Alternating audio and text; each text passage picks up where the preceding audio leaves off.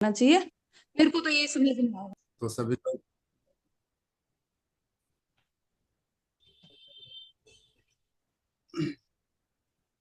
वंदे मातरम। स्वस्थ समृद्ध परिवार, अनोखे परिवार की अनोखी चौपाल। 24 जनवरी 2026 में आप सभी का स्वागत है।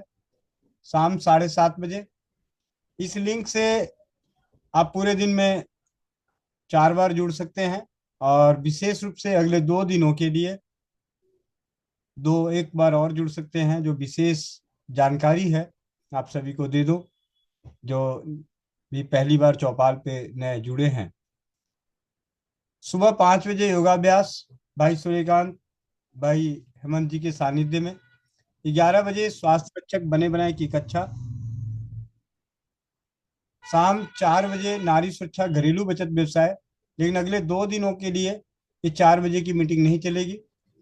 उसकी जगह पे 11 बजे colour and number therapy level 1 course, 3 दिवसीय ऑनलाइन निशुल्क प्रशिक्षण शिविर, जिसका पहला दिन आज बहुत ही बेहद ज्ञानवर्धक, उत्साहवर्धक, प्रेरणादायी रहा पृथ्वी डावर जी के सानिध्य में। और लगभग स्वस्थ समृद्ध परिवार के कर्णधारों की बदौलत और उनकी मदद से 385 परिवारों का आंकड़ा पार हुआ।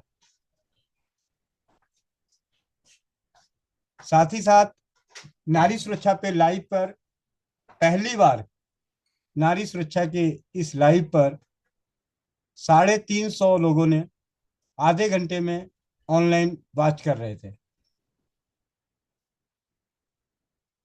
पूरे दिन की, पूरे 3 घंटे की रिकॉर्डिंग किसी भाई बहन का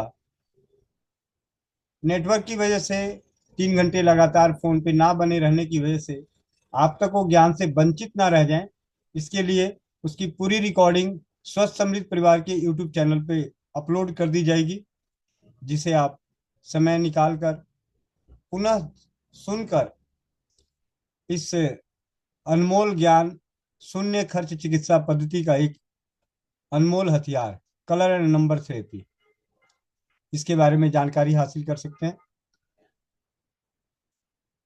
अगले 2 दिन 25 जनवरी एवं 26 जनवरी, तो एक भाई होने के नाते आप सभी से विनती है, आप अपने समय को सदुपयोग करें, अपने डाटा को बचा के रखें टेक्नोलॉजी के इस माध्यम में, और समय से पहले अपनी कार्यों को निपटाकर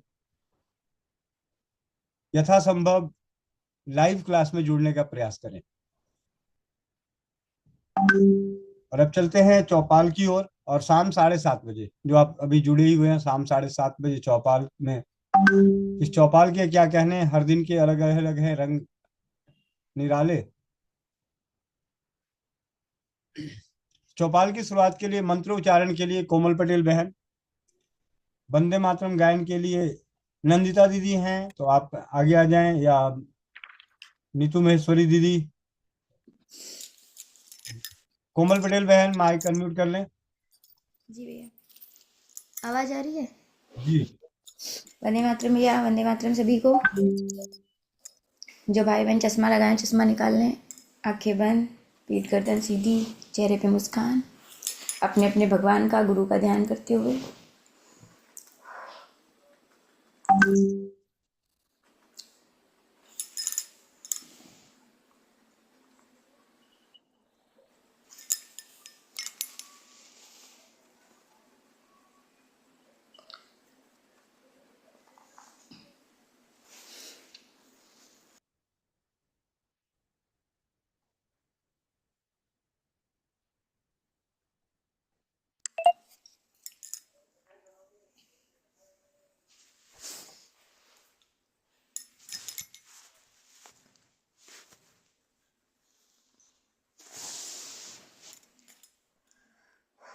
कोमल बहन, भैया आपकी आवाज नहीं आ रही।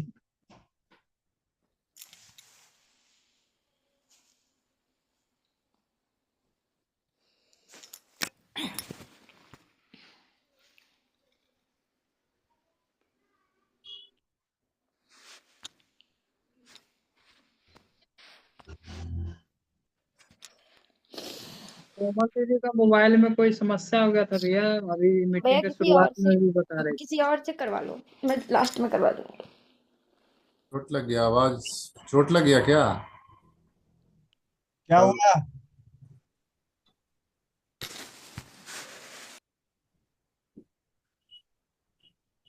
चोट लग गया या दर्द है पेट?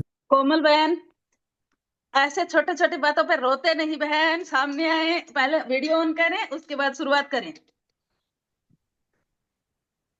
कोमल वीडियो ऑन कर।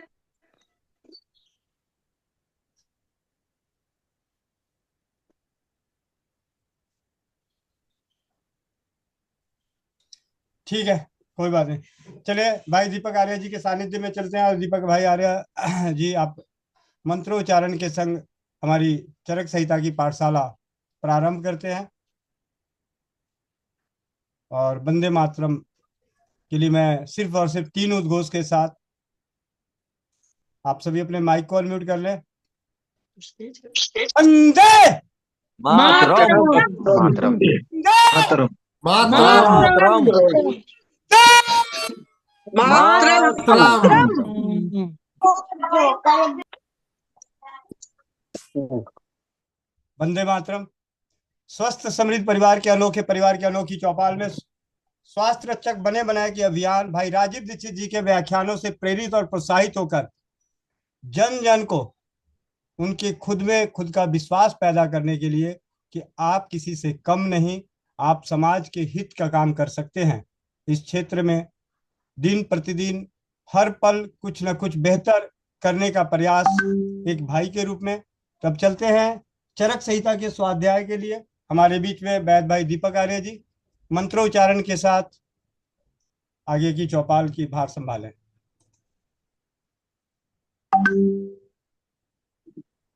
जी, गोविंद भैया को बहुत बहुत धन्यवाद और प्रणाम। परम पिता को नमन करते हुए हम आज गायत्री मंत्र का पाठ करके सत्र का आरंभ करते हैं। आप सभी या तो उच्चारण के साथ या मन में गायत्री मंत्र का पाठ करके विद्या का पठन पाठन करेंगे।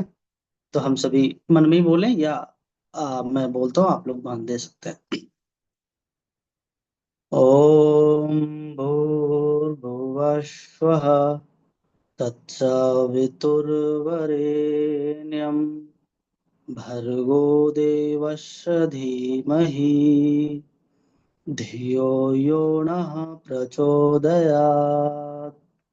ओम। आप सभी को नमस्ते, राम राम, जय धन्वंतरी। आज आप सभी का स्वागत करता हूं चरक संहिता के पाठशाला में। स्वस्थ समृद्ध परिवार का एक छोटा सा सदस्य होने के नाते आप सभी चरक संहिता का पठन पाठन नियमित कर रहे होंगे, मुझे ऐसा विश्वास है। तो आप सभी नियमित चरक संहिता का अवलोकन जरूर करें श्लोकों का, क्योंकि आगे ऐसे ऐसे विषय आने वाले हैं कि मन मस्तिष्क को बहुत अंदर तक सोचने पर मजबूर कर देगा कि आयुर्वेद में कैसी कैसी विद्या है, आयुर्वेद में क्या क्या गुण रहस्य भरा पड़ा है। उस विषय को जितना समझे उतना कम है। जिसको ईश्वर ने जितनी बुद्धि दी होगी वो उतना उसे समझ पाएगा। इसलिए पुरुषार्थ करें, जो पुरुषार्थ करते हैं ईश्वर उन्हें अवश्य साथ देते हैं, ईश्वर उन्हें अवश्य सफलता देते हैं। तो मैं आज आप सभी भाई और बहनों का बहुत बहुत स्वागत करता हूँ। तो चरक संहिता की पाठशाला आरंभ करेंगे। सर्वप्रथम परमात्मा को नमन। परमपिता परमात्मा जो सबके हृदय में विद्यमान है, मन मस्तिष्क में एक एक कणों में विद्यमान है, इसीलिए सर्वप्रथम परमात्मा, क्योंकि उनकी ही कृपा से हर चीज फलित होता है, सब चीज संभव होता है। तो परमात्मा को नमन करते हुए, आद्य ब्रह्मा जी को नमन करते हुए, दक्ष जी, अश्वनी जी, देवराज इंद्र जी, सबको नमन करते हुए, महर्षि भारद्वाज जी को नमन करते हुए, आत्रेय जी, पुनर्वसु जी को नमन करते हुए, उनके सभी 6 शिष्यों अग्निवेश, भेल, जादूगर, नपरासर, छार, पानी, हारित आदि को नमन करते हुए, अपने गुरु को प्रणाम करते हुए, परमादरणीय महान क्रांतिकारी श्री राजीव दीक्षित जी को नमन करते हुए, बड़े भाई हम सबके प्रेरणा स्रोत अग्रणी कर्णधार गोविंद शरण प्रसाद जी को नमन करते हुए, और आप सभी के हृदय में बैठे परमात्मा को नमन करते हुए आज के सत्र को हम आरंभ करते हैं। तो चरक संहिता के अंतर्गत क्या चल रहा है? सूत्र स्थान में प्रथम अध्याय दीर्घ जीवित अध्याय में आज जो हम पठन पाठन करेंगे वो जो विषय होगा आज होगा आयु के पर्याय। जो पाठ है आज आयु के पर्याय की, आयु किसको कहते हैं, आयु के क्या क्या भिन्न भिन्न व्याख्या हो सकती है, उसके नाम हो सकते हैं आदि आदि। तो हम देखेंगे आयु के पर्याय। तो आयु के पर्याय में तो प्रथम अध्याय के अंतर्गत जो आज श्लोक संख्या होगी और वो जो होगी 2.44 अर्थात 42वां श्लोक। तो 1.42 ऐसा हम बोल सकते हैं। चरक संहिता प्रथम अध्याय 42वां श्लोक हम इसका पठन पाठन करेंगे। तो 42वां श्लोक इस प्रकार से है जो हम आप सभी के सामने पढ़ते हैं। श्लोक है शरीरेन्द्रिय सत्व आत्म संयोगो। फिर से बोलता हूं, शरीर इंद्रिय सत्व आत्म संयोगो धारी जीवितम नित्यगश्च अनुबंधश्च पर्यायर आयुर उच्यते। ये श्लोक है। श्लोक का भाव क्या कहते हैं? आयु के जो पर्याय मैंने बोला उसका क्या भाव है? कहते हैं शरीर, आयु का पर्याय में बोल रहा हूं, शरीर इंद्रिय मन और आत्मा, जो मैंने कल बोला था। शरीर इंद्रिय मन मतलब सत्व और आत्मा के संयोग को आयु कहा जाता है। तो यही आयु का पर्याय है, ऐसा समझे। और आगे जो लिखता है, अब आगे मुख्य पर्याय के बारे में बात हो रही। धारी जीवितम नित्यग तथा अनुबंध आयु के पर्याय हैं। धारी धारण करना, जीवितम आगे सब देखेंगे हम। धारी जीवितम नित्य अनुबंध, ये सब का मतलब भी समझने का प्रयास करेंगे। तो इन्हें आयु का पर्याय माना जाता है। आयु से ही संबंधित है सब। आयु को ही सार्थक करता है, आयु को ही परिभाषित करता है। इसीलिए हम इनको आयु का पर्याय बोलते हैं। धारी जीवितम नित्यम और अनुबंध, इसको आयु का पर्याय बोलेंगे। तो इसमें अब आगे हम सबसे पहले हम पदच्छेद पदार्थ देखेंगे। पदार्थों से बहुत सारे अर्थ निकलेगा तो हमें श्लोक समझने में सुविधा हो जाएगी।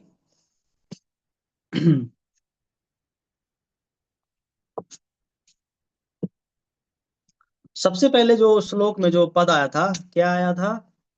शरीर, शरीर फिर इंद्रिय फिर सत्व आत्मा संयोग, यह आया था ना। शरीर इंद्रिय सत्व और आत्मा का संयोग यह आया था। तो इसका क्या मतलब हुआ कि शरीर इंद्रिय मन अर्थात सत्व और आत्मा का संयोग, ये पहले श्लोक का मतलब हो गया। धारी, धारी अर्थात धारण करने वाला जो होगा। तब कौन धारण करता आगे देखेंगे।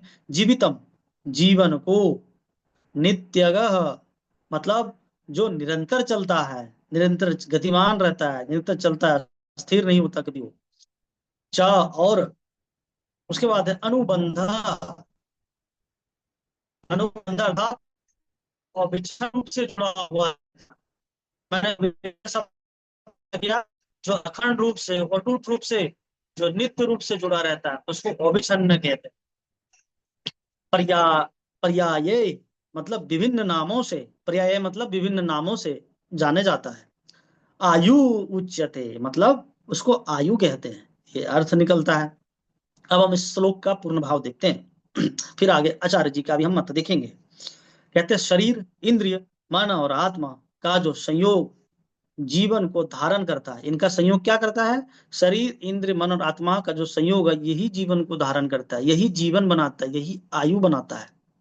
इसी से एक जीता जागता एक शरीर का निर्माण हो पाता है। मतलब ये ना हो तो शरीर कहाँ रहेगा, आप कहाँ रहोगे, हम कहाँ रहेंगे, कोई अस्तित्व नहीं रहेगा हमारा।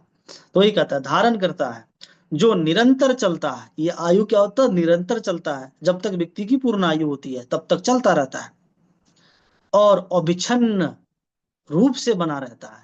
मतलब अखंड रूप से नहीं कि कुछ समय चला रुक गया, कुछ समय चला रुक गया, ऐसा नहीं होता। अविच्छिन्न रूप से चलता है मतलब अखंड रूप से बिना रुके, जब तक व्यक्ति का जन्म हो जाता है मृत्यु तक निरंतर चलता रहता है, जब तक मृत्यु नहीं हो जाता। तो वो कहता है उसे ही आयु कहा जाता है। मतलब शरीर इंद्रिय मन और आत्मा का जो संयोग होगा, इसका जो मिश्रण होगा, ये जो संयोग होगा तो जीवन को ये धारण करता है, तो धारण करता है और अविच्छिन्न रूप से मतलब नित्य रूप से निरंतर चलता रहता है। तो इन्हीं संयोग को हम आयु कहते हैं। मतलब शरीर, इंद्रिय, मन और आत्मा के संयोग को आयु कहा जाता है। तभी एक व्यक्ति की आयु निर्धारित होती है। कल मैंने बहुत चर्चा किया है इस पे, आप लोग को ध्यान होगा। अब आचार्य चक्रपाणी जी एक एक पदों को थोड़ा समझाते हैं, और शरीर का क्या मतलब है, इंद्र का क्या मतलब है, सत्व आत्मा का क्या मतलब है।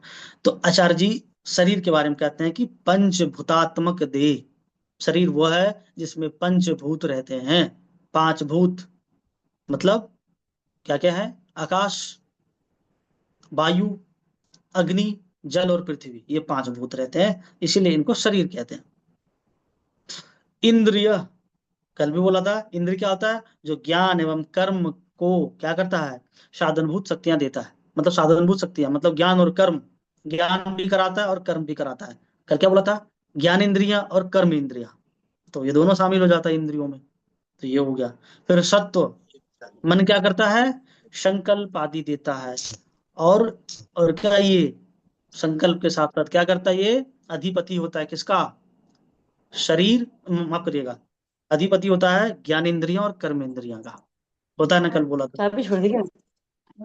तो आगे इस विषय को ध्यान रखिएगा, एक एक बात को। अगर दी, मैं आप सबको निवेदन भी कर रहा हूँ, सचेत भी कर रहा हूँ, अगर दी एक एक बात को आपने ध्यान नहीं रखा, एक एक पदों का ध्यान नहीं रखा, आगे चरक संहिता आपको कुछ समझ में नहीं आएगा।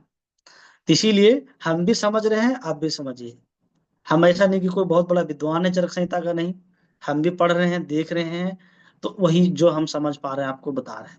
इसीलिए एक एक पदों का ध्यान रखिएगा, तब आगे पढ़ने में इतना आनंद आएगा कि चरक संहिता जब आप पढ़ लेंगे तो फिर आपको कभी भी शरीर को समझने में तकलीफ नहीं होगी, किसी के दूसरे को शरीर को समझने में तकलीफ नहीं होगी।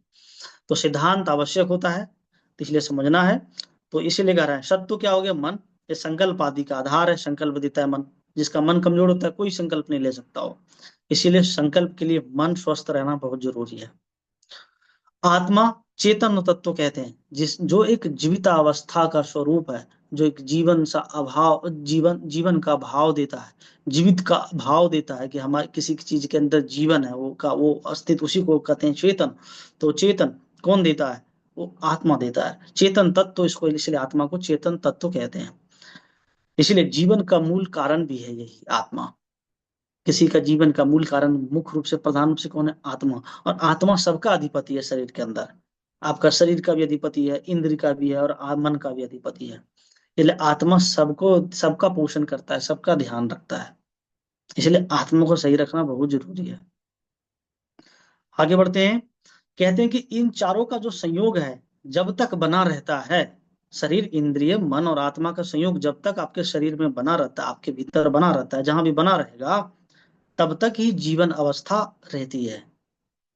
ठीक है, तो इनमें से किसी एक का अगर अभाव हो जाए, वियोग हो जाए, टूट जाए, अविच्छिन्नता जो मैंने बोला था अभी, वो अविच्छिन्नता अगर खंडित हो जाए तो क्या होगा, जीवन का नाश हो जाएगा, आयु का नाश हो जाएगा, समाप्त हो जाएगा। ये आचार्य चक्रपाणी जी का कितनी गूढ़ बात, गंभीर बात थी, तो मैं बोल रहा हूँ। थोड़ा और है, धारी क्या हुआ, धारी से कहते हैं ये स्पष्ट होता है कि आयु कोई जो है ना क्षणिक अवस्था नहीं है कि कुछ क्षण के लिए है, अभी चला फिर कुछ समय बाद खत्म हो गया, ऐसा नहीं। एक सीमा है इसका, पूरा जब तक चलता रहता है, जन्म से लेकर मृत्यु पर्यंत। अवस्था नहीं, बल्कि जीवन को थामे रहने वाली सतत प्रक्रिया है।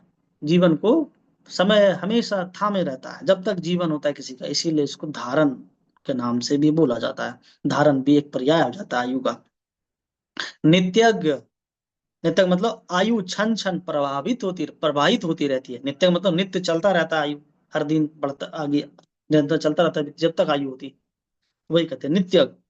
अनुबंध कहते हैं जन्म से मृत्यु तक, जो बोल रहा था अभी, जन्म से मृत्यु तक निरंतर संबंध बना रहता है, इसीलिए अनुबंध भी पर्याय है आयु का। इस प्रकार शरीर आदि चतुष्टय का अविच्छिन्न संयोग ही आयु कहलाता है। क्या हुआ कि शरीर आदि चतुष्टय, शरीर आदि चतुष्टय क्या हुआ, शरीर, इंद्रिय, मन और आत्मा, ये चतुष्टय कहलाया। पुरुषार्थ चतुष्टय अलग था, शरीर आदि चतुष्टय अलग हुआ। तो इसके ही संयोग को जब संयोग होता है, मिलते हैं, इनको मिलाने से इसको आयु बोला जाता है। तो आगे से याद रखे, किसी को मत कहिएगा तुम्हारी उम्र कितनी है, मेरी उम्र 43 साल है, 42 साल है, ये आयु नहीं है आपकी। अगर यदि आपका चारों शरीर आदि जो तत्व हैं, शरीर, इंद्र, मन और आत्मा, अगर यदि पूर्ण स्वस्थ है तो आप 42 के नहीं, आप 22 के लोग हो गए। तो कभी भी जो आज आधुनिक विज्ञान के हिसाब से बोलते हैं तुम 60 साल के हो गए, बूढ़े हो गए, अरे भैया मैं बूढ़ा नहीं हूँ, मेरा शरीर, इंद्र, मन और आत्मा पूरा स्वस्थ है, मैं कैसे 60 साल का हूँ, मैं 30 साल का हूँ अभी, मेरे अंदर 30 साल का बल है। तो बिल्कुल आप 30 साल के ही है, वास्तव में 60 साल के नहीं है। तो यही है बात, अंग्रेजों ने हमें बहुत धूर्तता पढ़ाई है, इसलिए हम धूर्तता ना बने, आयुर्वेद पढ़िए, सब चीज समझ में आएगा। तो आगे इसी विषय पे आएगा कुछ बात, तो फिर आगे बताऊंगा। तो और इसीलिए कहते हैं कि जहां, यही पे देखिए बात ये आ गई, कहते हैं जहां आधुनिक दृष्टि, आधुनिक विज्ञान आयु को क्या कहते हैं, ईयर लिव्ड, ये मानती है, ईयर या लिव्ड मानती है, तो वो नहीं मानना है हमें। वही आयुर्वेद क्या मानता, आयु को जीवन धारा की स्थिति मानता है, कि जीवन की एक धारा है, जन्म से लेकर मृत्यु पर्यंत तक किस अवस्था, कैसा जीवन धारा है उसका, जिसका जीवन धारा जितना अच्छा होगा वो उतना जवान बने रहेंगे। इसीलिए गुरुजनों का, आचार्य जनों का ऐसा उपदेश आता है अब सामने में, कि जो अर्जुन जी थे महाभारत में जब युद्ध कर रहे थे ना, वो 80 वर्ष के आयु में भी एक बलवान की तरह लड़ रहे थे। सोचिए 80 वर्ष की आयु में एकदम ऐसा युद्ध किया उन्होंने, 80 वर्ष की आयु में तो व्यक्ति डंडे नहीं उठा पाता, वो लड़ रहा है। सोचिए कैसा शरीर होगा, कैसा मन होगा, कैसा बुद्धि होगा, कैसी आत्मा होगी उनकी, चारों शरीर, इंद्रिय, मरण, आत्मा। तो इसलिए 80 वर्ष में भी व्यक्ति युद्ध कर सकता है, महाभारत में विजेता बन सकता है। तो वही चीज है। तो उससे आयु से कोई मतलब नहीं, ईयर्स में कभी अपनी आयु को न नापे कि तुम कितने साल के हो गए हो। तो देखना है कि इनका शरीर, इंद्रिय, मन और आत्मा कितना अच्छा है। सोचिए कितनी अच्छी चिकित्सा है कि व्यक्ति का शरीर, इंद्रिय, मन और आत्मा को अच्छा रखिए तो उसकी आयु स्थिर रहेगा और हमेशा जवान बने रहेंगे। इसलिए हमारे ऋषि मुनि बहुत लंबी आयु जिया करते थे, जवान बने थे। भारद्वाज जी इसलिए तो आए, क्या क्या होगा, चारों चारों शरीर चतुष्टय को क्या क्या अच्छा रखा, शरीर, इंद्रिय, मन और आत्मा को। तो ये चीज है। और शरीर क्या है आपके लिए, 4 स्तंभ, आयु के लिए 4 स्तंभ, आधार स्तंभ बोलते हैं, और अंग्रेजी में क्या बोलोगे, 4 पिलर ऑफ लाइफ बोल सकते हैं ऐसा। तो उसमें होता है शरीर, इंद्रिय, सत्व और आत्मा। जो बोला, शरीर क्या है, ये स्थूल आधार है, एकदम मोटा मोटा भाग, स्थूल, उसको स्थूल बोले, ऊपरी ऊपरी भाग।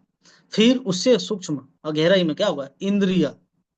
जो बोल रहा हूँ इस श्रृंखला भी याद रखिएगा, शरीर पहले हुआ, स्थूल आधार, मोटा मोटा बात। इंद्रिय क्या होता है, ये अनुभव के द्वार है, अनुभव करता है हमें। इंद्रिय क्या करता है, हर चीज का अनुभव भी तो करता है, अनुभव से तो ज्ञान होता है ना, इसीलिए ज्ञान इंद्रिय भी होता है। कर्म इंद्रिय में कर्म करके भी अनुभव करते हैं, ज्ञान प्राप्त करके भी अनुभव करते हैं। ये क्या है, अनुभव के द्वार हैं।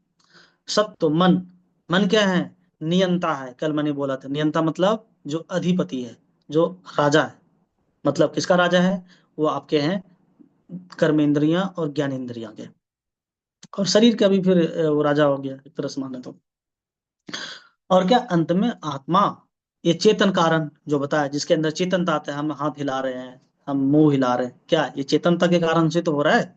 चेतनता ना हो तो कहाँ से होगा, चेतनता के कारण से ही किसी चीज में गति होता है, मूवमेंट होता है।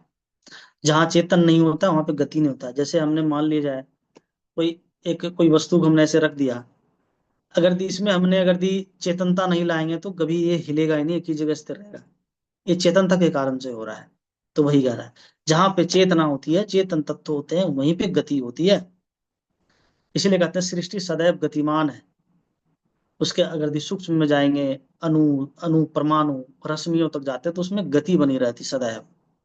तो परमात्मा की कृपा से, ओम ओम की कृपा से ये होती है।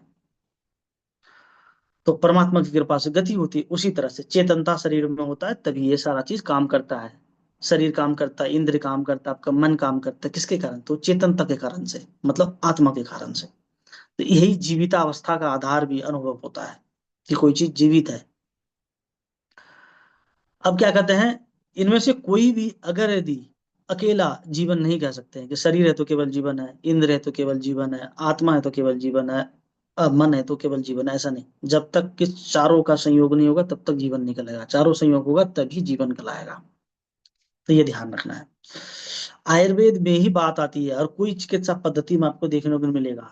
दीर्घायु, अल्पायु, मध्यम आयु, सुख आयु, दुख आयु का सिद्धांत आयुर्वेद में ही संभव होता है।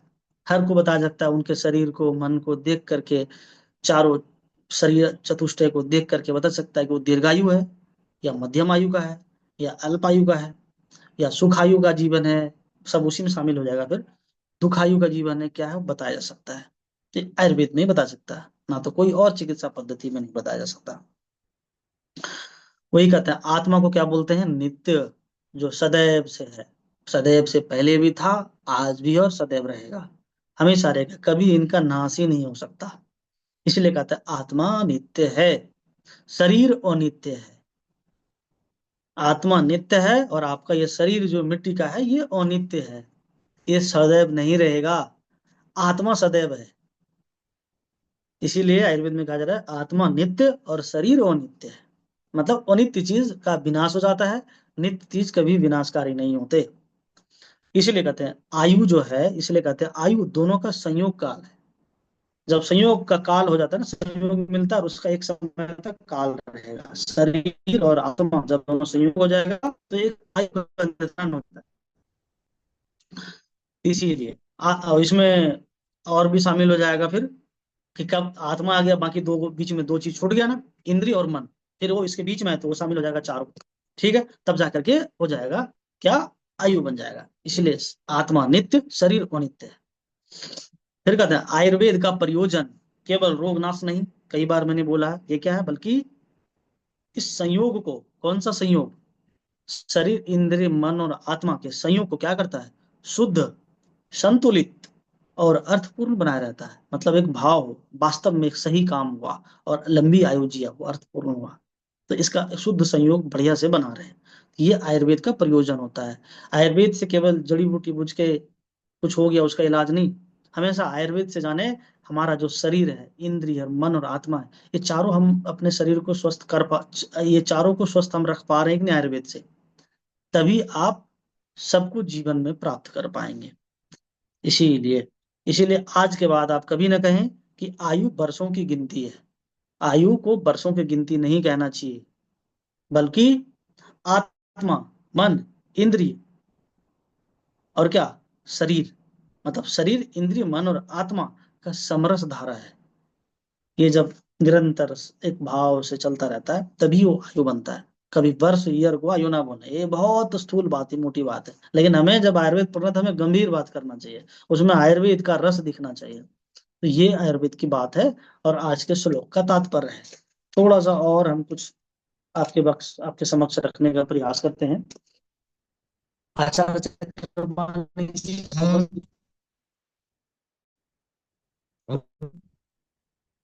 आचार्य चक्रपाणी जी और भी कुछ इसमें लिखा है, जैसे मैं पढ़ता हूँ।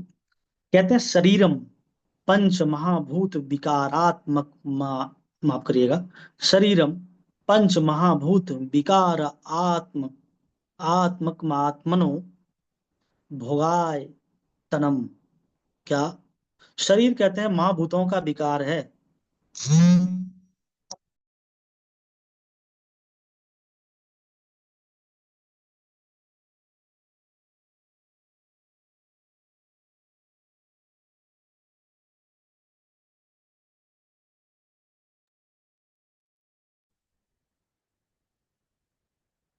माफ करिएगा, कॉल आ गया था।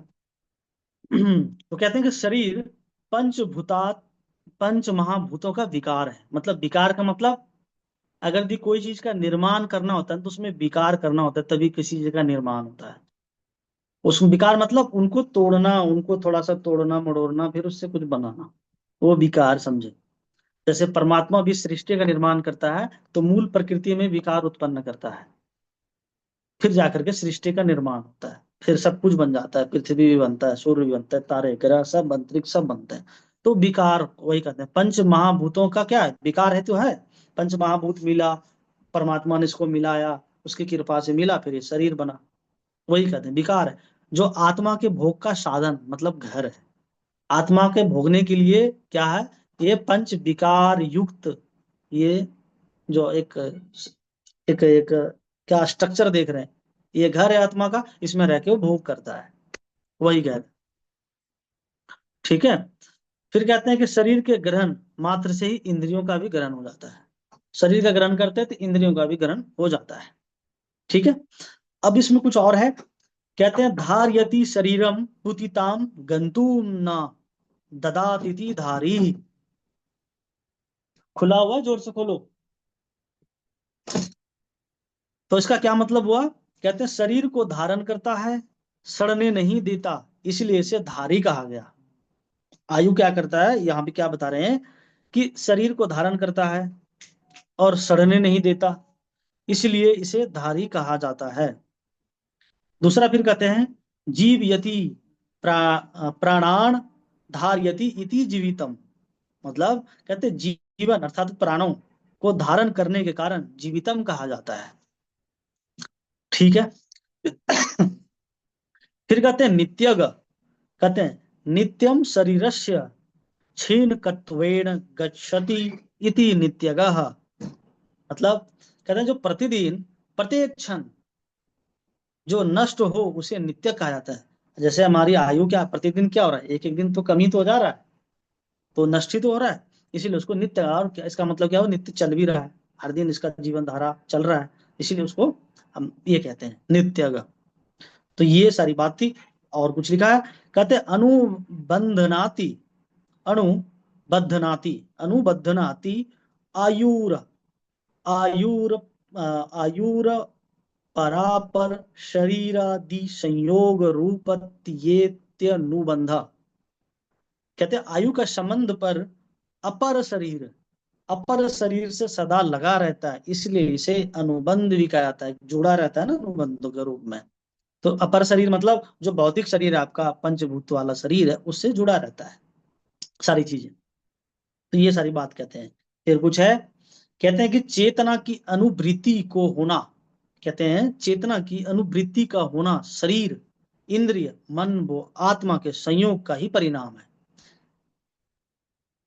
चेतना की अनुभूति कब होगा, ये सारी चीजें शामिल होगी। जीवित का अभाव होगा, मतलब जीवित अवस्था का भाव कब आएगा, जब ये शरीर, इंद्रिय, मन और आत्मा जब चारों संयोग हो जाएगा तो जीवित अवस्था का अनुभव होगा, चेतनता का अनुभव होगा, वही यहाँ पे बताने का प्रयास है। फिर कहते हैं यदि इसका संयोग हमेशा बना रहता है तभी उसमें आयु के लक्षण दिखते हैं। ये चारों का समावेश हमेशा बना रहेगा तब आयु का लक्षण दिखेगा, मतलब व्यक्ति जीता रहेगा, जीवन का एक भाव अनुभव होगा। लेकिन अगर इस संयोग के अभाव हो जाए, संयोग टूट जाए चारों का, शरीर, इंद्रिय, मन और आत्मा का, तो जीवन नहीं रहता। फिर मृत शरीर में क्या होता है, चेतना का अभाव हो जाता है। अभाव होने से आयु रूप संयोग क्या क्या हो जाता है, अभाव होता है, टूट जाता है। तो ये मतलब हुआ। तो आज के श्लोक का ये भाव था, ये अर्थ था जो हमने समझाने का आप सभी को एक प्रयास किया। तो आप सभी पढ़ के और भी समझ सकते हैं।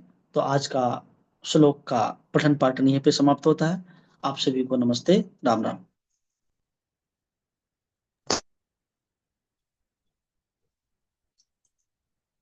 वंदे मातरम। आप सभी की ओर से भाई दीपक आर्य जी को बहुत बहुत धन्यवाद। उनके सानिध्य में हमें आयुर्वेद के चरक संहिता के श्लोकों का स्वाध्याय, भावार्थ सरल शब्दों में सुनने और सीखने को मिल रहा है। अब चलते हैं चौपाल की ओर। चौपाल पे सबसे पहले आप सभी से विनम्र विनती है, अगर आप में के पास कोई अनुभव है तो अनुभव शेयर करने के लिए आए। उसके बाद चलेंगे सवाल जवाब पे। किसी को कोई अनुभव शेयर करने हैं अपने जीवन की तो हैंड रेस करें। जी, रीना नवलानी दीदी, माइक अनम्यूट कीजिए। सभी को वंदे मातरम। प्रणाम भाई, आपको भी। भाई, एक तो आज जो क्लासें की है आपने, वो बहुत ही अच्छी और सराहनीय है भैया। अभी तो इतना कुछ समझ नहीं आया, लेकिन फिर भी जो बता रहे थे ना, थोड़ा थोड़ा समझ में आ रहा था। मतलब कुछ समझने की कोशिश कर रहे थे। और भैया बहुत बहुत धन्यवाद उसका जो आप लेकर आ रहे हो सभी को। और भैया एक अनुभव शेयर करना है मुझे कि मैंने आपको बताया था मेरे बच्चे को चोट लगी थी, बेटे को। तो वो डॉक्टर को दिखाया था उसने और एक्सरे भी करवाया था, तो उसके फ्रैक्चर आया था और स्वेलिंग भी थी। मैंने 3 दिन ही उसको बांधा था, वो जो बताया मैंने, चूना और शहद और हल्दी और सरसों का तेल, ये और 19 कैलकेरिया फोस और 19 कॉम्बिनेशन जो मैंने दिया था। और इसके अलावा मैंने अर्निका दी उसको, लेकिन अब मैं एक और बनाऊंगी अभी, रूटा, रस्टक्स और उसकी अर्निका की और ब्रायोनिया, ये सब बराबर मात्रा में मिला के वो मैं दूंगी अब। भैया है ना, आज मतलब वो मैंने बताया था आपको, पहले भी अनुभव किया, शेयर किया था कि 60% बोल रहा था आराम है। तो भैया उसने अपने दोस्त की सगाई में इतना काम किया कि उसको उसकी मम्मी वगैरह भी आके मुझे बोल के गई कि बहुत काम किया इसने, बच्चे ने बहुत काम करवाया। और उसी दर्द में मतलब थोड़ा बहुत उसको था ही प्रॉब्लम, तो भी उसने बहुत काम किया, भागवा दौड़ी वगैरह की वहां पे, और डांस वांस भी किया ही होगा, बच्चों ने मस्तियां की ही होगी भैया। तो फिर भी है ना, आज बहनें मान नहीं रही थी कि नहीं डॉक्टर को दिखा के, एक बार दिखा के, ऐसे करके। तो मैंने बोला भैया कि है ना एक्सरे जरूर निकलवाना, क्योंकि है ना पता तो चले कि, क्योंकि 6-7 दिन हो गए इस चीज को, तो उसकी स्थिति और अभी की स्थिति पता तो चले। तो भैया आपका इतना धन्यवाद करूं, ईश्वर का इतना धन्यवाद है कि डॉक्टर ने खुद ही मना कर दिया कि प्लास्टर चढ़ाने की जरूरत नहीं है। और भैया बहुत बहुत धन्यवाद आपका, और ईश्वर का बहुत धन्यवाद दिया मैंने सबसे पहले। और मैं चाहती थी लगे भी ना उसको, मैं गया था तभी बोल दिया कि प्लास्टर देखना, लगेगा ही नहीं तेरे को।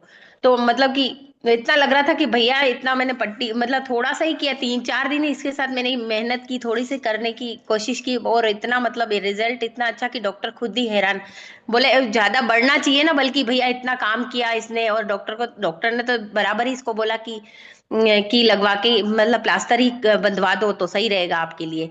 तो भैया आपका बहुत बहुत धन्यवाद। कि डॉक्टर भी हैरान था कि अभी मेरे से मिला नहीं है बच्चा, लेकिन मुझे मेरी बेटी ने जो गई थी साथ में वो बता रही थी कि ऐसे बोल रहा था डॉक्टर कि अभी तक तो सही है आपका, बहुत बहुत बहुत हद तक तो सही हो गया है आपका। तो इसलिए भैया बहुत बहुत धन्यवाद आपका। वंदे मातरम भैया।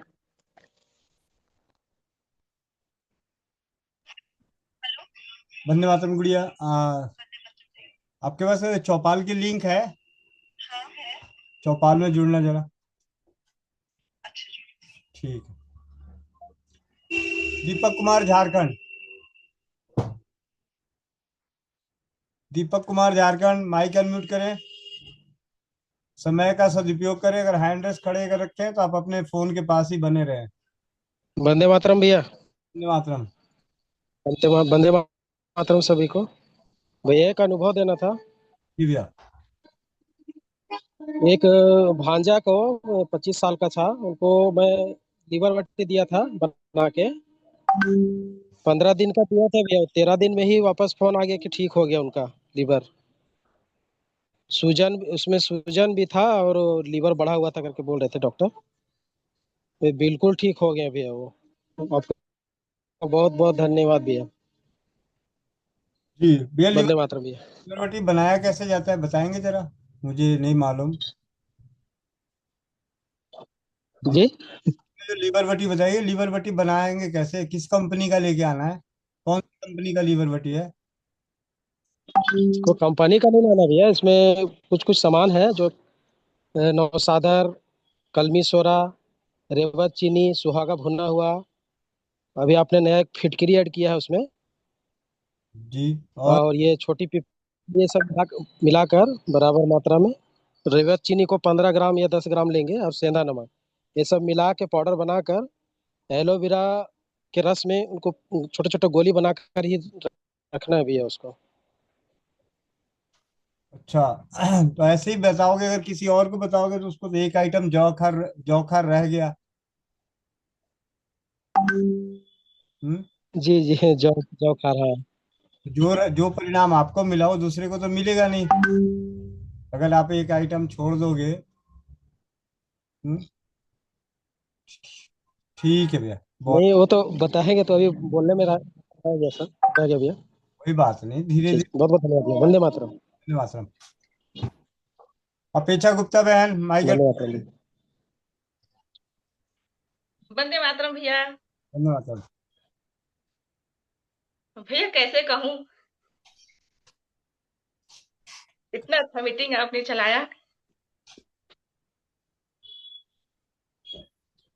कि भैया हम कहीं भी रह के समाज सेवा कर सकते हैं, किसी का भी भला कर सकते हैं। गणपति देव आए 9 बजे और बसंत पंचमी था, मोहल्ले में भंडारा था, बोले चलो। हम गए, हमने कहा नहीं जाएंगे।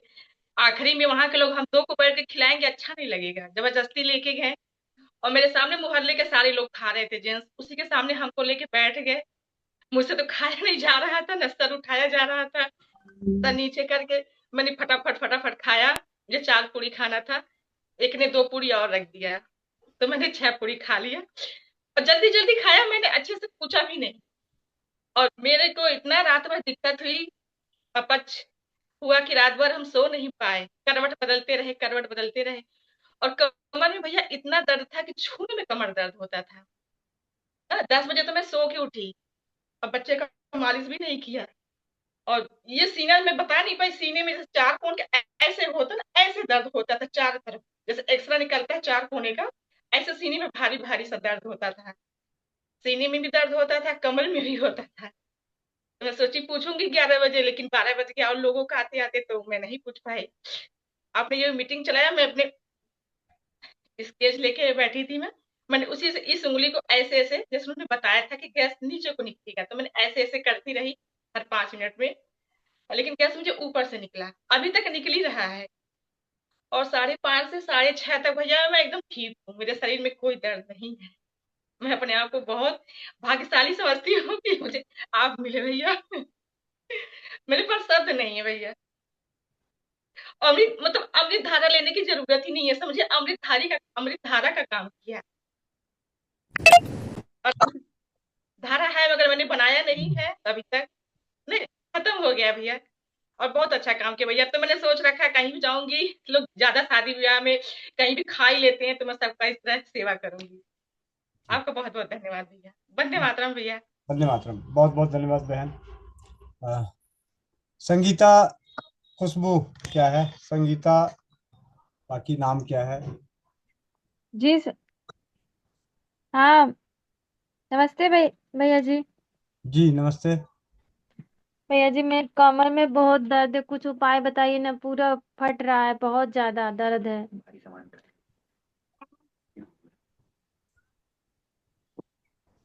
अभी घर में सरसों का तेल होगा, घर के गरम मसाले होंगे, लहसुन होगा, उन सबको थोड़ी थोड़ी मात्रा में लेके सरसों के तेल में गरम कर लीजिए, पका लीजिए और इस तेल से मालिश कर लो। अपने घर में हल्दी है, मेथी है, सौंठ है, अजवाइन है, चारों बराबर मात्रा में पाउडर बना के रखें। इसमें से आधा चम्मच पाउडर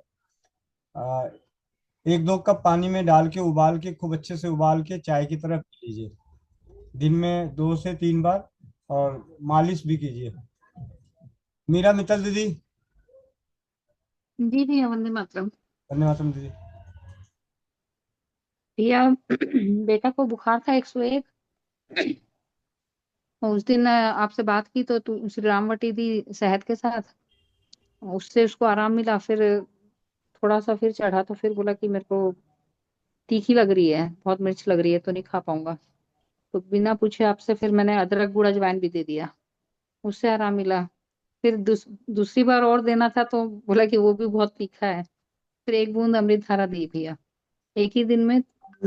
अलग अलग उपचार करना पड़ा, लेकिन उसको आराम मिल गया भैया। फिर वो सरस्वती पूजा लेने जाना था उसको, शाम को बोला मैं नहा धो करके लेके आऊंगा। कोई दवाई नहीं देनी पड़ी भैया, कोई तकलीफ नहीं हुई। और आपका बहुत बहुत धन्यवाद, साथ में महेंद्र भाई साहब का बहुत बहुत धन्यवाद। उस दिन धूम्र चिकित्सा से उसका एकदम सर दर्द ऐसे ठीक हुआ भी है कि पहले तो मतलब मन में विश्वास भी नहीं होता था कि इतना ज्यादा धूम्र चिकित्सा से आराम मिलेगा। एक पल में भैया उसको 2 बार 3 बार उसने खींचा होगा, उसमें पूरा आराम मिल गया भैया। बहुत बहुत धन्यवाद। जी दीदी। एक और है भैया, जब बेटी को टाइफाइड हुआ था तो आपने जो चिकित्सा बताई, उसके साथ साथ में चैट बॉक्स में सभी ने, जैसे उधर से रवि रंजन भैया ने एक उपाय बता दिया, उधर से रेखा कुमारी दीदी ने बता दिया, 1-2 बहनों ने और भी दिया। मैं परेशान थी तो मैं ज्यादा नोट नहीं कर पाई, लेकिन सब वो होड़ सी लग जाती है, आपने बोला ना, होड़ लग जाती है भैया। सब बताने के लिए बहुत उत्साहित रहते हैं, तो माहौल बहुत ज्यादा अच्छा रहता है। कई दिन हो गए भैया, भरी बैठी थी, तो आज बताई मैं बोले कि बोल देती हूँ। बहुत बहुत धन्यवाद भैया, सभी भाई बहनों का बहुत बहुत धन्यवाद। सब मन से चाहते हैं, मतलब ऐसा तो हमने कुछ इस चौपाल को दिया नहीं, लेकिन सभी बहुत भले इंसान है। बहुत बहुत धन्यवाद भैया। जी जी बहुत बहुत धन्यवाद। तरुणा सोनी दीदी। नमस्ते भैया, वंदे मातरम। धन्यवाद। और आवाज आ रही भैया? जी दीदी। मुझे अनुभव शेयर करने थे। जी बताएं। एक तो जिस वक्त मीटिंग चल रही थी, सेम अपेक्षा गुप्ता के जैसे मुझे भी दिन में खाना थोड़ा एक्स्ट्रा हुआ तो दर्द हो रहा था। मैंने भी पेन चलाया उंगलियों पे, देखम देख। और बाद में मैंने इनकी बुक देख करके हथेली पर डॉट्स लगाए थे ब्लू कलर के बाएं हाथ में। बुक की पीडीएफ थी ना मेरे पास ग्रुप में, वो मेरे पास थी, तो गायब। और दूसरा एक अनुभव बहुत जो हमेशा बताते रहते हो, वो ये था कि भतीजे को बुखार था कल, और टेबलेट तो मैंने दे दी थी। और मुझे याद था आपने बोला था जब बुखार ना हो तो तवे पे नमक भून के दे देना। मैंने यही काम किया, सुबह पहले मैंने उसे 7 बजे नमक भून के चिपटा दिया, और अभी पूरा दिन हो गया, उसे बुखार नहीं है बिल्कुल भी। वो खुद हैरान है, कहते वो ऐसा चमत्कार हो कैसे गया। मैंने कहा गोविंद भैया है तो सब संभव है। धन्यवाद, थैंक यू भैया। जी जी बहुत बहुत धन्यवाद। ज्योति गुप्ता बहन।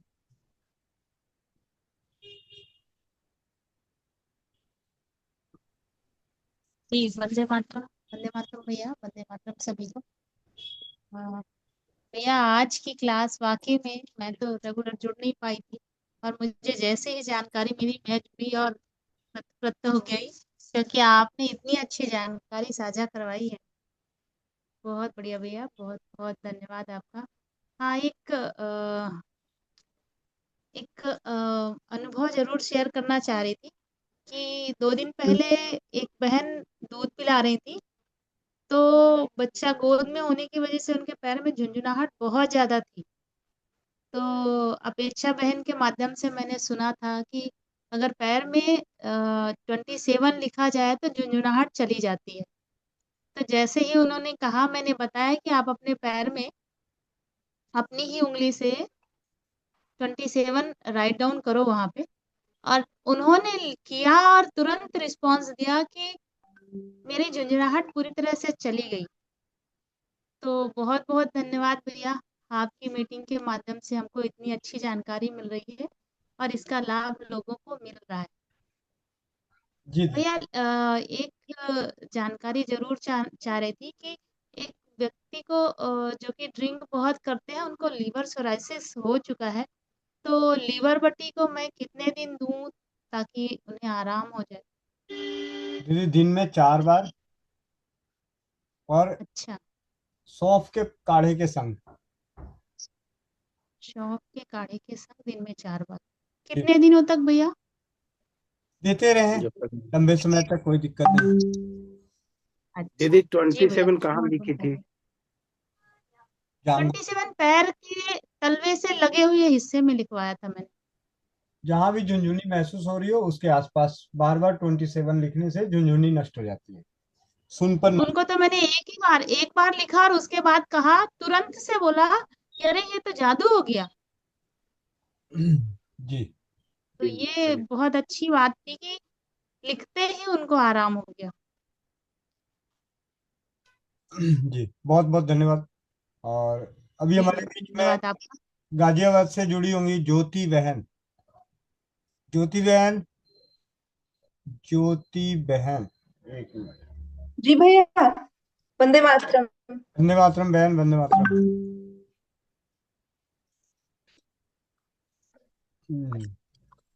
ये ज्योति बहन है। इसकी राम कहानी क्या कहूँ, ये खुद ही कहेगी। हाँ मैं भैया 1 मिनट रुक। हाँ, बच्चों को थोड़ा सा साइड कर लो, बस बाबू को पकड़ लेते ना भैया। जाओ जाओ। शायद 21 नवंबर का दिन था। एक मिनट देख देख लो, हाँ 21 नवंबर का दिन, 1:30 बजे के हाँ आसपास, भैया। 1:30 बजे के आसपास का समय, 1 बजे के आसपास का समय, वो दिन और आज का दिन। जी बहन। हाँ भैया, 21 नवंबर का दिन था। और मेरा 2 साल का बेटा है, उसके लिए मैंने लंच खाना निकाला हुआ था खिलाने के लिए। फिर क्या हुआ कि वो थोड़ा सा ज्यादा शरारती है, छटपट करते ही हैं बच्चे। तो उसको लेकर मैं रूम से निकल रही थी, और उसने क्या किया कि अपना बायां हाथ दरवाजे के कॉर्नर में डाल दिया, जहां से दरवाजा लगता है। फिर तो जो है खून से लथपथ हो गया, और उसके बाएं हाथ का बीच का जो उंगली है, उसका नाखून लटकने लग गया था। इतना जोर से उसको चोट लग गया था। और मुझे समझ नहीं आ रहा था कि मैं क्या करूं। तो सबसे पहले फोन मैंने गोविंद भैया को ही किया, और मैं रोने लग गई। तो उन्होंने तो पहले मुझे बोला कि तुम चुप हो जाओ, तभी तो कुछ बताओगी, शांत हो जाओ। उसके बाद उन्होंने बोला, 2 चीजें बताई। मैंने बोला कि भैया बेटी भी स्कूल से आने वाली है, घर पे कोई है नहीं, तो लाने भी मुझे ही जाना है उसको। तो समझ नहीं आ रहा मैं डॉक्टर के यहाँ कैसे जाऊं अकेले। और समझ भी नहीं आ रहा था कि बच्चे को कैसे लेकर जाती, मैनेज कैसे होता सब कुछ। तो फिर भैया ने बोला कि मतलब कि उसको अपने ही यूरिन में, पेशाब में उसका उंगली डाले रखना, भिगा के बहुत देर। और फिटकरी अगर है तो उसको चूर कर उसको पूरा लगा देना चारों ओर से, जितना लगा सको। तो फिर मैंने ऐसे ही किया, और रो रो के मम्मा मम्मा करके पूरे घर में उसके खून के छींटे गिर रहे थे। तो फिर उसको लगाने के बाद ही उसका जो है खून धीरे धीरे बंद हो गया गिरना। फिर मुझे समझ नहीं आया कि क्या करूं। उसके बाद भैया को फोन करने के बाद, इसको इतना करने के बाद दोनों रेमेडी, फिर हस्बैंड को फोन किया, पतिदेव को। 500 रुपये, तो फिर वो निकले। 500 रुपये हाँ, तो देना फिर पड़ेगा। वो निकले। अच्छा भैया, सॉरी। ठीक है ठीक है। वो वहां से निकले। उसके बाद जब तक वो पहुंचे, फिर बेटी को भी लाने का टाइम हो गया था। तो वो लेकर फिर उससे सीधा घर आए। तब हम जाकर हॉस्पिटल गए। फिर वहां जाके डॉक्टर ने बोला कि बहुत देर कर दिया आपने आने में, तो ये खून ज्यादा जम गया है, तो इसमें टाइम लगेगा इसको ठीक होने में। तो उन्होंने ड्रेसिंग कर दी। फिर 3 दिन तक लगातार बुलाया था ड्रेसिंग के लिए। तो हम गए। उसके बाद फिर अल्टरनेट डे बुलाया था, एक दिन के बाद एक दिन। हाँ, तो फिर एक दिन के बाद एक दिन जाने लगे। तो बड़ा बहुत रोता था वो, तो करवाने के टाइम पे हॉस्पिटल के बाहर से ही स्टार्ट हो जाता था रोना। तो बहुत वो दिन था। भैया बार बार मैसेज करते थे, उनको मैं करती थी कि कुछ नहीं होगा, चिंता ना करो, ठीक हो जाएगा, चिंता ना करें। उस टाइम पे मैंने ज्यादा ना, मैंने ससुराल में ना ही अपने मायके में किसी को भी नहीं बताया, कि बताने से क्या होता है, ज्यादा शेयर करने से ऐसा नहीं कि दुख कम होता है, और सबकी चिंताएं बढ़ती ही है। बस गोविंद ऐसे शेयर करती थी। और मम्मी का एक दिन फोन आया था, तो उनको थोड़ा पता चल गया। तो उन्हें बस पता था, अभी भी ससुराल में किसी को नहीं पता ये सब चीजें। और जब तक मैं जाऊंगी बिहार, तब तक तो नाखून भी उसके पूरे आ जाएंगे। तो उसके बाद हाँ, डॉक्टर ने बोला कि नाखून के वहां पे, जहाँ नाखून होते हैं उस तरफ, और टिप पे सबसे ऊपर जो टिप होता है, वो एक ब्लैक पड़ गया था, पूरा काला। तो उन्होंने बोला कि हम हड्डी स्पेशलिस्ट डॉक्टर को बुलाकर उनको दिखवाएंगे। तो फिर डॉक्टर आए। हाँ, उनका अलग ही फी था। फिर हमने बोला कि हाँ दिखवा लेते हैं हम। और फिर आए। और हाँ, जिन डॉक्टर से हम दिखवा रहे थे, ड्रेसिंग करवा रहे थे, उन्होंने बोला कि जो टिप होती है ना ऊपर, वो हटानी पड़ जाएगी काट कर। उसके बाद तो मुझे तो और भी बहुत ही रोना आ रहा था, कि अगर ऐसा हो जाता है तो मैं तो जिंदगी भर अपने आप को माफ नहीं कर पाऊंगी। एंड तक जो है लगता रहेगा कि मेरी वजह से ये हो गया। हाँ। तो उसके बाद जो है फिर जब ऑर्थो डॉक्टर आए, हड्डी स्पेशलिस्ट, तो उन्होंने बोला कि नहीं, 1 सप्ताह हम देखेंगे पहले, क्योंकि बच्चा छोटा है, तो हो सकता है कि कवर भी हो जाए। मेरी आवाज आ रही है? जी दीदी आ रही है। अच्छा अच्छा। हाँ, फिर भैया को बताया। तो भैया ने बोला कि नहीं, फिर से उनकी वही आवाज कि नहीं, पहले के लोग कैसे भाले से चोट लग जाते थे उनको, तलवार से, तो वो कवर होता था कि नहीं, ये तो आज है तभी तो लोग ऐसा बोलते हैं। तो कोई नहीं, आप होम्योपैथ का दवाई चलाओ। तो इन्होंने 3 मेडिसिन बताई थी, तो फिर हमने देना स्टार्ट किया। और हम डॉक्टर को चूंकि हम लोग ब्रह्मा कुमारी ज्ञान में चलते हैं, तो शिव बाबा के साथ हम योग भी वैसे ही कर रहे थे, पतिदेव भी और मैं भी, कि नहीं ये ठीक होना, ये हम डॉक्टर को बोलते थे कि नहीं कुछ नहीं होगा, ये ठीक होगा। और वो कहते थे कि हम तो हेल्प कर सकते हैं, हम में जो एक्सपीरियंस है उतना ही हमने बताया। तो उन्होंने फिर बोला दोबारा कि हड्डी वाले डॉक्टर को बुलाकर दिखवाते हैं। तो हमने बोला कि नहीं नहीं, उसकी जरूरत नहीं है, आप अपना ड्रेसिंग करते जाओ बस, क्योंकि हमें विश्वास था भैया की दवाई पे और ऊपर वाले पे। और फिर मेरा रोना भी बंद हो गया था। उसके बाद फिर ठीक है, ड्रेसिंग भी हो रही थी। फिर उन्होंने बोला कि 5 दिन में आने के लिए। तो हम सैटरडे संडे जैसे हमें समय मिलता था तो जाकर करवा आते थे। उसके बाद दवाई भी भैया ने बोला था कि 3 से 4 बार एक दिन में देना है, तो वो भी देते देते अब जो है इसका नाखून निकलने लग गया है। कुछ दिन पहले मैंने भैया को पिक्चर भेजा था, पर मैंने बोला कि भैया वो साफ नहीं नजर आ रहा, मुझे अभी भी थोड़ा कंफ्यूजन है कि वो मोटी सी स्किन है या फिर नाखून है। पर फिर अभी 2 महीने के बाद उसको नहलाया, फिंगर धुलाया, तो पता चल रहा है कि नाखून है। मैं उसको दिखा देती हूँ, आजा आजा आजा आजा, सबसे मिलने तो हाथ देखो देखो देखो कौन है, देखो देखो कौन है, देखो। वंदे मातरम। उसका नाम है चैतन्य, बोलो वंदे मातरम। और घर का नाम है महावीर। अभी आजो वेदी, ये है विदेही, ये मेरी बेटी 8 साल की, और ये 2 साल का बेटा है। इसके फिंगर दिखा दे, देखो ये है नाखून। भैया भैया क्या कर रहा है, क्या कर रहा है, देखो ये बीच की उंगली, छोड़ो आप, छोड़ो देखो इसके नाखून भी आ रहे।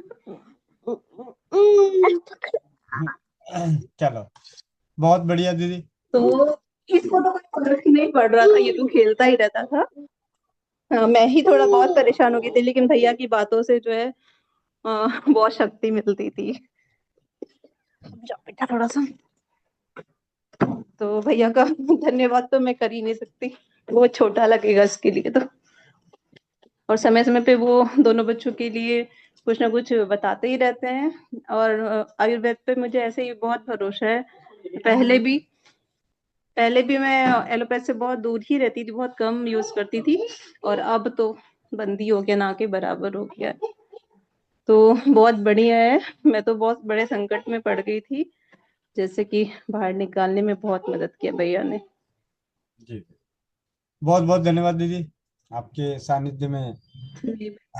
आपको धन्यवाद जी। रेणु बहन मुंबई।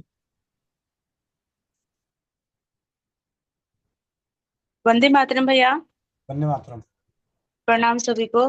भैया कुछ दिन पहले आपने विटामिन 12 का जो गोली बताया था, वो भैया मैंने बनाया, और बॉडी पेन मुझे भी था, बॉडी पेन मेरे पतिदेव को भी था। और उनको जो आपने काढ़ा बताया था बैक पेन के लिए, वो भैया वो घर पे रहते नहीं तो ले नहीं पाते। तो भैया आज 10 दिन से चालू किया है मैंने, आज जो बोल रहे हैं कि मुझे बहुत आराम मिल रहा है। और विटामिन 12 का तो जैसे एलोपैथी में तो कोई इलाज ही नहीं, दवाई खाओ आराम होता है, बाद में फिर वो रिटर्न आता है। और भैया आपका बहुत बहुत धन्यवाद कि इतना अच्छा मतलब गोली मुझे पता चल गया है कि डर नहीं, खाने में भी डर नहीं है और टेंशन भी नहीं भी है। वो दिन में 4-5 खा लेते हैं, बोलते हैं इतना अच्छा लगता है कि मैं दिन में 4-5 खा लेता हूँ, पूछ लो कोई प्रॉब्लम तो नहीं होगी। मैं बोली नहीं, चौपाल में मैं सुनती हूँ 3-4 से ले सकते हो, 4 से ज्यादा मत लो। और उनको बहुत पसंद है भैया, और उन्हें आराम भी बहुत है। और आपका बहुत बहुत धन्यवाद भैया कि मतलब इतना आसान रास्ता आप दिखा देते हो, इतना अच्छे से समझा देते हो, और एक विश्वास के साथ हमारा हाथ भी पकड़ लेते हो कि आंख बंद कर भैया हमें आप पे भरोसा भी है। आपका बहुत बहुत धन्यवाद भैया। जी वंदे मातरम। वंदे मातरम। एसके मलिक भैया कलकत्ता। वंदे मातरम भैया, वंदे मातरम सभी भाई बहनों को।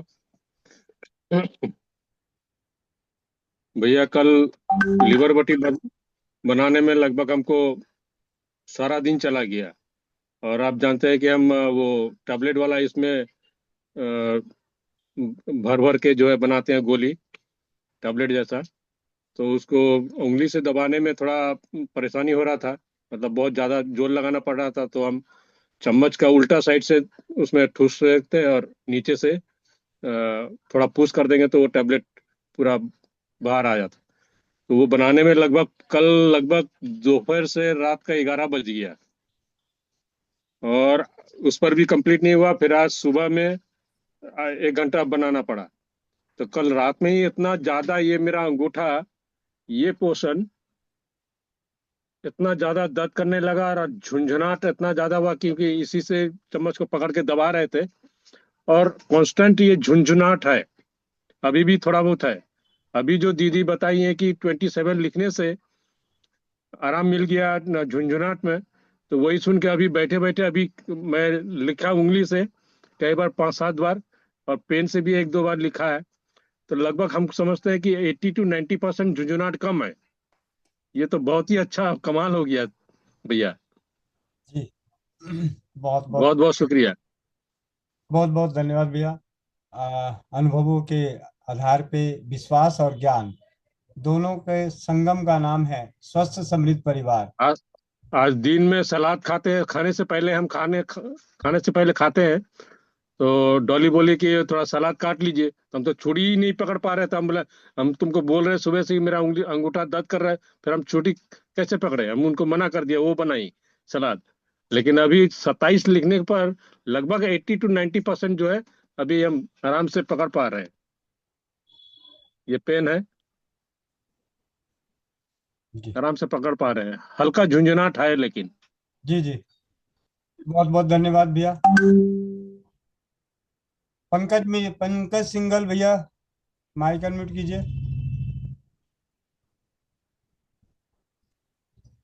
भैया वंदे मातरम। भैया जी मैं ये पूछ रहा था कि आसपास जब आपने श्रीमती जी के लिए जो आपने दवाई शुगर के लिए बताई थी, जो मैंने लहसुन पाक बनाया वो उनको भी दे सकते हैं क्या, जिनके हाथ में कंपन है? जी दे सकते हैं भैया। बस ही। और प्लस में जो चूर्ण मंगवाया था मैंने अपना शुगर का, वो भी साथ दे सकते हैं? वो अभी धातु सभी जल ले रहे हैं, हम वो दोनों साथ दे सकते हैं या एक ही लेना है? दे सकते हैं भैया। उसी की 2 चुटकी धातु स्रावी जल में रात को ही डाल दें तो सोने पे सुहागा। जी जी जी भैया। धन्यवाद भैया। पहले से कैसी है अभी शुगर? अब शुगर ठीक रेगुलर ठीक चल रही है, अराउंड 90 से 102 के आसपास चल रही है। अब तो डाउन नहीं हो रहा ना? नहीं अब कम नहीं हो रही। वो उसमें आपने बताया था ना मुनक्का डाल दी थी।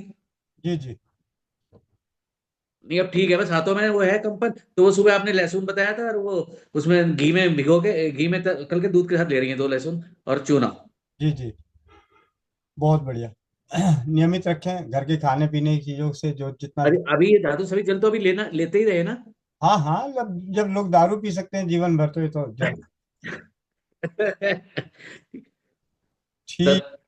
ठीक सर, धन्यवाद। जी धन्यवाद। मीनू राठौर दीदी। राखी वही कह रहे हैं। मीनू राठौर दीदी।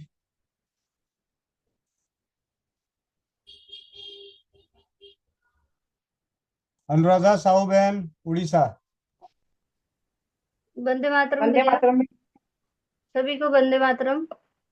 भैया ये बेटी को जो बोले थे कि जो पिपला मूल और वो जो तिल तिल और गुड़ वो देना चालू कर दिया है। और वो जो होम्योपैथिक दवा कॉली कॉली और पैसिफिलोरा पैसिफिलोरा और कॉलीबॉक्स 6 बोला है ना भैया। वो भी लाया है, वो 2 दिन से दिया है, लेकिन वो हो नहीं रहा है। बस रात को बहुत बहुत रात तक जागता रहता है, फिर सो जाता है थोड़ी सी, फिर उठ जाता है। तो बहुत अभी क्या कर रही, कभी कभी अभी अभी पकड़ के रखा है वो। कैसे भैया उसे क्या हुआ है, कभी कभी पेट में दर्द होता है, ऐसे वो होता है। वो बोलता नहीं क्या हो रहा है, कुछ हो रहा है। और कभी कभी चिढ़ जाता है और वो पटकता है जो खाट खाट के ऊपर सो रही है, और पटकता रहता है पैरों को। बोलने से कुछ नहीं बता रहा है, और कभी कभी कल बड़ा बड़ा ऊपर। कल सुबह 8 बजे फोन करना बहन, कल सुबह 8 बजे फोन कर लेना। मीनू दीदी, मीनू राठौर दीदी। वंदे मातरम भैया। धन्यवाद दीदी। भैया आज मैं एक फीडबैक दूंगी, मैं रोज सवाल ही पूछती हूँ। जी जी। एक बहन के छाले हो रहे थे मुंह में बहुत ज्यादा, तो आपका उपाय था वो मैंने बताया, उसमें फिटाफिट को फुला के और उसको फिर शहद से चाटना है। तो उसके एक दिन में ही फर्क हो गया भैया, रात को करा और सुबह आराम। बहुत बढ़िया, बहुत और बहुत। भैया एक चीज और, ये देखो आज स्टार्ट करा है मैंने, इसमें और क्या डाल सकते हैं अपन। ये गिलोय है, जी। ये तांबे का लोटा है, ये चांदी का कड़ा है, और ये तो गोल्ड तो भैया मेरे पास वो बिना मीने का नहीं है, ये इतना सही है बस। ठीक है दीदी, जितना है उतना ही सही है। तुलसी के पत्ते डाल दिए भैया 10 पत्ती, और क्या डाल सकते हैं। बस बाकी कोई तकलीफ हो तब डालना है, नहीं तो तुलसी गिलोई मतलब तुलसी गिलोई जरूर डालें। गिलोय सही ना, 2 डंडी डाल दी भैया। जी जी। तो मैं वो कुछ वो कमर वगैरह ये दर्द होता है मेरे को, और ये इन्फेक्शन है, बाथरूम ज्यादा आती है, तो उसके लिए कुछ डाल सकती हूँ क्या। हाँ उसके लिए डाल सकती हो, अगर बाथरूम ज्यादा आता है तो खजूर डाल सकती हो। ठीक है। खजूर कितनी डालूं। 5-6 खजूर डाल दो या 2-4 खजूर डाल दो। अच्छा, तो भैया ये मतलब 1-1 घंटे में पानी लेना है अपने को। हाँ मतलब अगर सुबह जैसे आप आधा रहने तक, चौथाई रहने तक उबाल के रख हम्म। लेना, थोड़ा थोड़ा करके पी जाना। अच्छा, और सबको दे सकते हैं ना, घर में भी हूँ, हाँ जी, छोटे बच्चों को भी। बच्चों को भी दे सकते हैं, किसी को भी दे सकते हैं, सबको दे सकते हैं। ठीक है भैया, बहुत बहुत धन्यवाद। जी जी। अगर ये फायदा ना किया तो नुकसान किसी को नहीं करेगा। हाँ भैया, ये पर पहले। इसमें गोल्ड की मात्रा थोड़ा और बढ़ा सकते हैं ना, थोड़ा गोल्ड का में, जैसे ये कड़ा तो अच्छा है 80 ग्राम का है, जी जी। पर गोल्ड खाली 4-5 ग्राम ही है भैया बस, कोई दिक्कत नहीं। क्योंकि वो सब मीने वाला है फिर। नहीं नहीं कोई बात नहीं, जो नहीं, है। थोड़ा बहुत मीना चलेगा भैया, अंगूठी है मेरी, नहीं दीदी, वो वो है खराब हो पांच जाएगा, ग्राम अब आपकी अंगूठी खराब हो जाएगी। अच्छा, तो ये तो चलेंगे ना भैया, ये तो खराब नहीं होंगे ना। नहीं ये नहीं। इसमें मतलब मीना नहीं है। नहीं मीना नहीं है ना। देखो चले। ये कान के ऐसे हैं। अगर कहीं मीना लगा होगा तो वो खराब हो मीना नहीं जाएगा। है, देखो भैया ये मीना नहीं है इसमें। ठीक है, कढ़ाई है, कढ़ाई की हुई है। कढ़ाई लोहे की है भैया, इससे बड़ी भी है कढ़ाई तो और मेरे चले। पास। ठीक है दीदी। ठीक है भैया, धन्यवाद, बहुत बहुत धन्यवाद। रेखा रानी दीदी बुलंदशहर, रेखा रानी दीदी बुलंदशहर, संजय महतो, वन- प्रीतम सिंह जी। वंदे मातर वंदे मातरम भैया। वंदे मातरम। भैया एक बहन है, उनकी आंखों में बहुत ज्यादा मतलब खुश्की रहती है, डॉक्टर को दिखाया तो उन्होंने बताया कि तुम्हारी नसें जो है खुश्क हो गई है, सूख गई हैं, और आपको पूरी उम्र दवाई डालनी पड़ेगी, और उनको 10 मिनट टीवी देखने, 10 मिनट फोन चलाने से परेशानी हो जाती है। तो देसी गाय का घी और नारियल का तेल दोनों बराबर मात्रा में मिला के नाभि में मालिश करें, पैर के तलवों में मसाज करें, और रात को सोने से पहले एक एक एक बूंद आंखों में अरंड का तेल काजल की तरह लगाएं, सुबह अपने ही मूत्र से आंखें धोएं। संजय महतो जी। जय श्री कृष्ण, वंदे मातरम, राधे राधे भैया। राधे राधे, वंदे मातरम। बोलिए भैया। भैया मेरे पिताजी का जो है किडनी खराब हो चुका है। कल कल बात करते हैं चौपाल पे। अब जाते जाते इतना कम समय में मैं ज्यादा नहीं बोल सकता, बस ये है कि चिंता ना करें। घर में अभी नीम के पत्ते, नीम की छाल और पीपल की छाल है, तुलसी के पत्ते हैं, धनिया है, मुनक्का है, ये सारी चीजें घर के आसपास उपलब्ध है। इसको लेके कूट के रात को 1 गिलास पानी में डाल दीजिए, सुबह चौथाई रहने तक एक एक चम्मच करके पिलाते रहिए, जब तक आगे बात नहीं होता है इस काम को करते रहिए। जी। प्रीतम सिंह जी माइक अनम्यूट कीजिए। वंदे मातरम भैया। वंदे मातरम। भैया यह एक मतलब ब्रेस्ट में यह गांठ यहाँ हो गया है, तो उसके लिए क्या करना पड़ सकता है। गांठ कहीं की भी हो, अरंड के पत्ते लेके आए, कूट पीस के उसको पानी में उबाले, अच्छे से उबल जाए, काढ़ा बन जाए, तो उसको धीमी आंच पे धीरे धीरे, मतलब धीरे हल्का गुनगुना ही उस धार को गांठ पे गिराएं और अरंड तेल से मसाज करें। अभी पिछले कई महीनों से लगातार ये देखने में आ रहा है कि अरंड का तेल और फिटकिरी, 100 ग्राम अरंड के तेल में 20 ग्राम 25 ग्राम फिटकिरी बारीक पीस के धूप में रख के 15 दिन तेल की मसाज करने से गांठ भी गल रही है, ब्रेस्ट भी छोटे हो रहे हैं। तो इस आधार पे आपने, पहले तो सिर्फ हम कहते थे सिर्फ अरंड के तेल से मसाज कीजिए, लेकिन अब अरंड के तेल में फिटकिरी, क्योंकि इससे पहले भी फिटकिरी और गुड़, इन दोनों का लेप लगाने से, फिटकिरी और गुड़ को पीस कर गांठों पे लेप करने से गांठ गल गए हैं। तो उसी आधार को अरंड के तेल में जब फिटकिरी के साथ किया जा रहा है, तो बवासीर के मस्से तो बहुत अनेकों समय पहले ही कई बार खत्म हुए, लेकिन गांठ भी गल रही है। तो अरंड के तेल में फिटकिरी बारीक पीस के धूप में रखें, जितना ज्यादा से ज्यादा धूप में रखें, बाबूजी का खेत नहीं बिकेगा। अब ये नहीं कि एक दिन रखा और अगले दिन भूल गए, ठीक है। जितने दिन वो धूप में रहेगा उतनी अच्छी दवा बनेगी।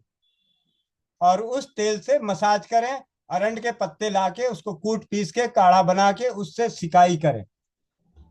और जंक फूड, बाहर की चीजें, अचड़ा कचड़ा अकड़म बकड़म खाने पीने से मना कर दें और बोले भगवान का भजन करें। किरण कुमारी दीदी माइक अनम्यूट करें। एक फीडबैक देना है। जी दीदी, वंदे मातरम। बाबू को ठेस लग गया था तो उंगली पूरा मतलब कटा जैसा हो गया था, तो उसमें आप बताए थे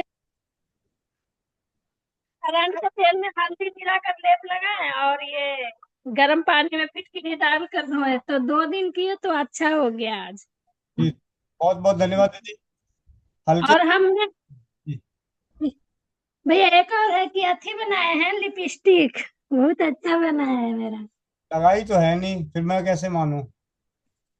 ला दिखाते। लगा के फोटो भेजो या लगा के दिखा दो, चले। रुकिए अंकल दिखाते हैं। अंकल नहीं बोलना है। ये बनाए हैं भैया। एक मिनट। बैक जी दीदी दिखाइए। दिखा बैक कैमरा। दोनों शर्म नहीं आती? दोनों बच्चे इतने बड़े बड़े चश्मे लगवा रखी हो, हैं? भैया को बोलो सुबह की लार लगाए और अपने ही पेशाब से आंखें धोए। अच्छा करेंगे तो भैया। लार लगा रहे हैं भैया। लार लगाए, अपने पेशाब से आंखें धोए। और व्हाट्सएप कर देना, एक पाउडर बनाने की विधि भेज दूंगा, वो पाउडर बना के बच्चों को खिलाओ। ये है लिपस्टिक। कैसे ऐसे हो गया? आप कर दिया है। ठीक है, आपके पीछे बैकग्राउंड लगा रखी हो इसलिए सही से दिखेगी नहीं, कोई बात नहीं। लगा के मेरे नंबर पे फोटो भेज देना कि अपने हाथों की बनाई हुई लिपस्टिक। भैया अथी बनाए हैं अमृत धारा, तो उसको किस किस चीज में यूज करेंगे, थोड़ा सा वो बता दीजिएगा। मरने से पहले कभी भी ले सकती हो। जब मर जाओगी तभी अमृत धारा नहीं ले सकती, बस बाकी सब जिसमें ना समझ में आए क्या लें और क्या हमारे ये तुम्हारे मामा लगेंगे। P low. अमृत धारा यानी मामा जी। अमृत धारा का मतलब होता है कि अमृत धारा, तो एक धारा बह रही है, एक नदी है, अमृत है। तो कहीं भी इस्तेमाल करो, सर्दी खांसी जुकाम बुखार खुजली कलकल, पड़ोसी को परेशान करना हो खुश करना हो, सब में इस्तेमाल करो। चाय पीने के गर्म पानी में, अभी सर्दियों का मौसम गर्मी का मौसम आने वाला है, आपको ठंडाई पीनी है, ठंडी चीजें पीनी है, आप मटके के पानी में 1 बूंद अमृत धारा डाल के पी लो, ठीक है। पीने के लिए भी है और बीमारियों से बचाव के लिए भी, अब बीमारियों को नष्ट करने के लिए भी। बहुत ही सुंदर लिपस्टिक, खा मत जाना, ठीक है। नवनीता लाडवा बहन माइक अनम्यूट करें। वंदे मातरम भैया जी। वाले हैं, अगले 3 मिनट में चौपाल को समापन की ओर लेके चलेंगे जी। जल्दी जल्दी भैया जी अनुभव देना था भैया जी। मेरी जैसे आंखों में ना मच्छर सा फिरता था, जाला सा आता था जैसे, तो भैया जी मैं अपने सौमूत्र से आंखें धो रही हूँ और देसी गाय का घी डाल रही हूँ, तो भैया अब वो जैसे जाला सा मेरी आंखों में नहीं आता, और जैसे मतलब कुछ भी थोड़ा सा देखना पड़ जाता था, जैसे चौपाल में मोबाइल देखती हूँ तो आंखें दुखने लग जाती थी, अब वो भी ठीक है भैया जी मेरी। बहुत बहुत धन्यवाद आप सभी का। भैया महेश कुमार जी।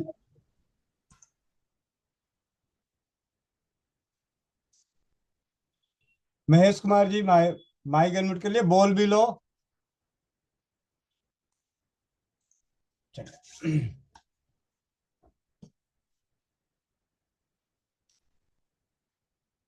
स्वस्थ समृद्ध परिवार निर्माण प्रयास में आज शनिवार है और शनिवार के दिन सामूहिक मंत्र चिकित्सा का आयोजन किया जाता है। वह चाचा जी के सानिध्य में चाचा जी, अगर आपकी उपस्थिति और व्यस्तता नहीं हो तो सेवा।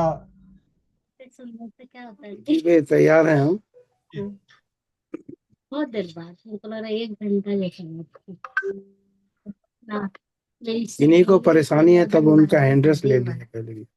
होता है अगर हम वो सहेली बार बार बुलाती है थोड़ी देर चुप रहना। तो आप हम मिलना चाहेंगे तो आप मिलेंगे। आवाज कम करें। आपकी आवाज कम, चाची की आवाज ज्यादा आ रही है। जी। जैसा कि आप सभी जानते हैं, स्वस्थ समृद्ध परिवार निर्माण प्रयास में रात्रि चौपाल शनिवार को सामूहिक मंत्र चिकित्सा का आयोजन किया जाता है। तो सबसे पहले आप सभी अपने अपने हैंड रेस करें कि आप सामूहिक मंत्र चिकित्सा चाहते हैं या नहीं चाहते। अगर आपकी संख्या होगी तो इसकी, क्योंकि मंत्रों का जो प्रभाव है उसका सदुपयोग किया जाए। जी। जी भैया। 4, 5।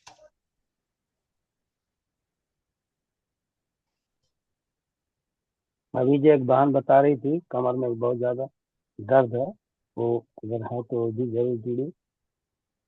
इन्हें भी शारीरिक में अभी दर्द है या पहले लंबे समय से दर्द आ रहा है तो सामूहिक मंत्र चिकित्सा में भाग जरूर लें। सामूहिक मंत्र चिकित्सा में करना क्या है, किस प्रकार के आप विधि विधान है चाचा जी के सानिध्य में, उसकी जानकारी आप सभी को देने आ रही है बहन मोनिका साहू। जी भैया, बहुत बहुत धन्यवाद। वंदे मातरम। हम सभी को पता ही है हर शनिवार को सामूहिक मंत्र चिकित्सा होती है। उसके लिए कुछ थोड़े पहले से तैयारी करनी होती है। तो जो जो भाई बहन अपने मंत्र चिकित्सा करवाना चाहते हैं वो अपना वीडियो ऑन कर ले, ताकि हमें पता रहे कि कितने भाई बहन चिकित्सा कर रहे हैं। और उसके बाद पूरब की तरफ मुंह कर लें और 1 गिलास पानी का रख लें। और अगर हो सके तो 2 होने चाहिए। जैसे अगर मुझे दर्द है तो मेरे पास सासू माँ या ननंद कोई दूसरा हो, तो वो जहाँ पे दर्द होता है उसको जैसे ऐसे ऐसे करना होता है, दबाना नहीं, पर उसको हल्के हल्का पंच करना होता है। तो करने के लिए जैसे मेरे कमर में होगा तो मेरे से नहीं हो पाएगा, तो इसलिए दूसरा व्यक्ति पास में है तो ज्यादा अच्छा है। पूरब की तरफ मुंह करना है, 1 गिलास पानी का लेना है, फिर पकड़ना है दर्द को, जहां पे दर्द है वही उसी स्थान को। और जब चाचा जी बोले कि ताली बजानी है तो ताली बजानी है, और जब चाचा जी बोले कि फूंक मारना है तो फूंक मारनी है। और उसके लिए हमें खुद की चिकित्सा खुद को करने के बारे में सोचना है। आप ये सोचिए कि मैं अपने मन को शांत करके बैठे और मैं मेरी चिकित्सा मैं खुद कर रही हूँ, चाचा जी नहीं, मैं खुद कर रहा हूँ या कर रही हूँ। और वही एक मंत्र, एक शक्ति होती है जिसको आप धारण करने के लिए मन को थोड़ा शांत करना होता है, और अपने पास कोई दूसरा शोर ना मचाए तो ज्यादा अच्छा है। बाकी जी चाचा जी। जी बेटा, बहुत बहुत धन्यवाद। बहुत ही अच्छा ढंग से आज आपने बता दिया। उम्मीद है सभी को समझ में आ गया होगा। तो सिर्फ करना इतना है, पूरब की ओर कर लें। आपके पास में जो भी व्यक्ति हैं उनको दर्द वाले स्थान को बता दें। अगर कोई नहीं है, खुद से पकड़ते हैं तो उस स्थान को पकड़े सहज रूप से और हल्का हल्का दबाते रहें। जब मैं बोलूं फूंकने के लिए तो फूंक देंगे, जब मैं बोलूं ताली बजाने के लिए तो आप सभी ताली बजाएंगे। मैं कुछ ही पल में मंत्रोच्चार प्रारंभ करने जा रहा हूँ।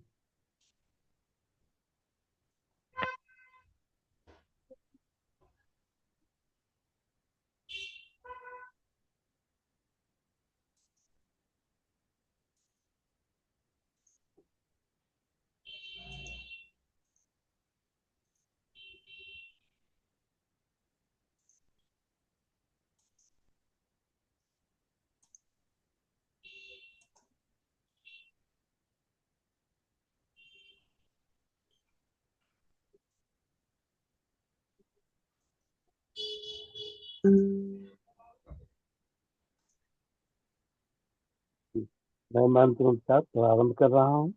आप लोग अपने अपने दर्द वाले स्थान को पकड़ लेंगे और सभी को एक वीडियो ऑन कर लें, ताकि थोड़ा समझ में नहीं आ रहा है तो अगर किसी को समझ में नहीं आ रहा तो मैं देख के हो सकता है बता दूंगा। जी।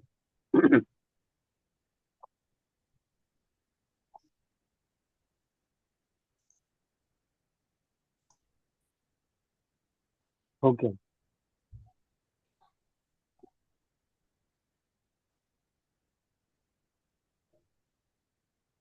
ओके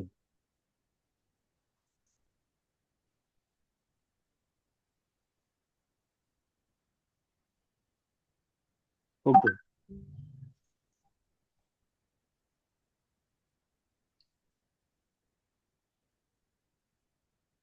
ओके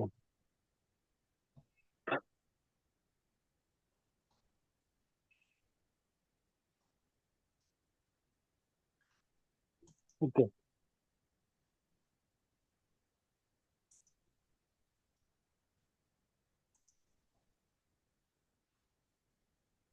ओके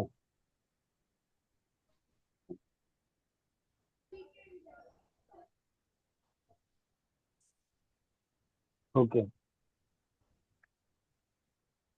सभी को 3 से 4 बार ताली बजाएंगे।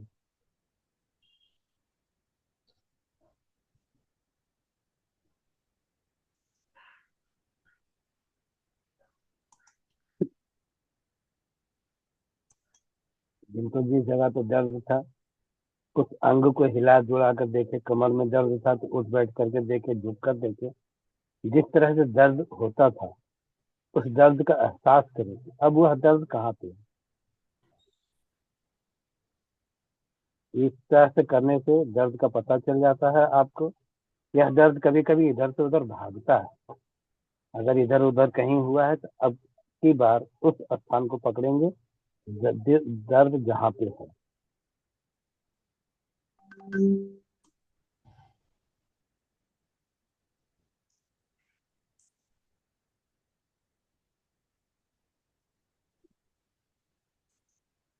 उम्मीद है आप लोगों ने इतनी देर में अपने अपने दर्द वाले क्षेत्र को महसूस कर लिया होगा। अब मैं फिर से मंत्रोच्चार करने जा रहा हूँ।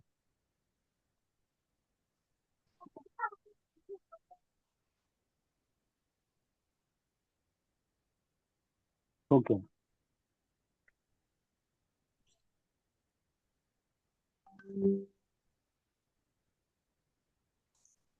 ओके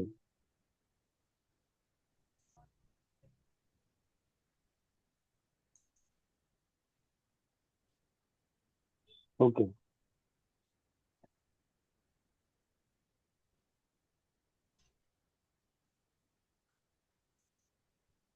ओके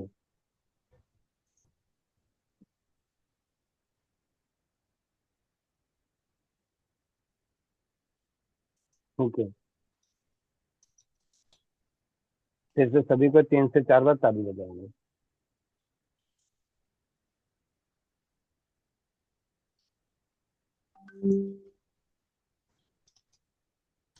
फिर से आप लोग अपने अपने दर्द वाले क्षेत्र को चेक करें, देखें इस बार दर्द कहाँ पे है। दर्द उसी स्थान पर है तो उसी स्थान को, दर्द जहाँ पे है उस स्थान को।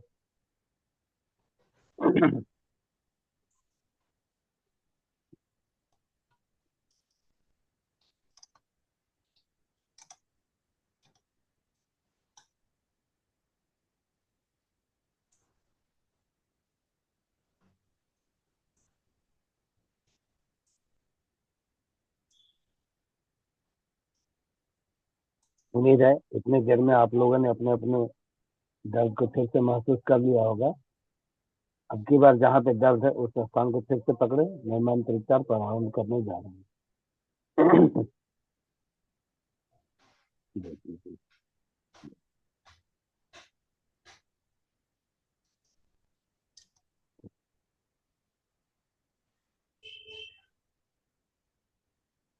ओके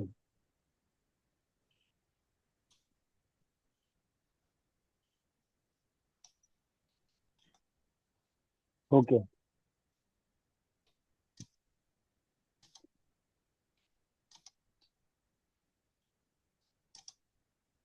ओके फिर से सभी को ताली बजाएंगे 3 से 4 बार।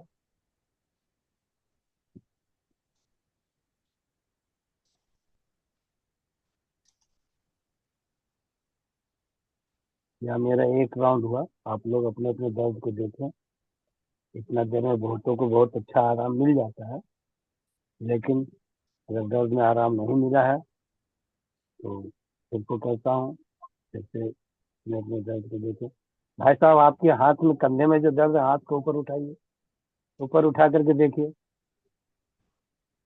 जी, देखिए ऊपर नीचे करके देखिए, अपने अपने दर्द को चेक कीजिए, महसूस कीजिए कि कहाँ पे दर्द आ रहा है। जहाँ पे लग रहा है उस स्थान को, एकदम उस जगह को, जिस जगह पे दर्द है उस क्षेत्र को पकड़ना है, उस जगह को पकड़ लेना, इस टाइप से पकड़ेंगे और हल्का हल्का प्रेशर देंगे। जब उल्लू फूकने के लिए तो फूक देना है। जी, मैं फिर से मंत्र उपचार प्रारंभ करने जा रहा हूँ।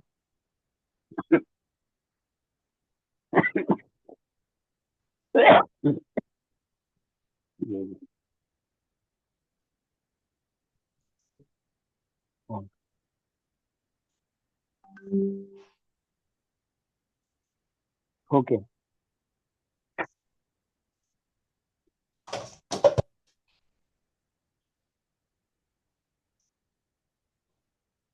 ओके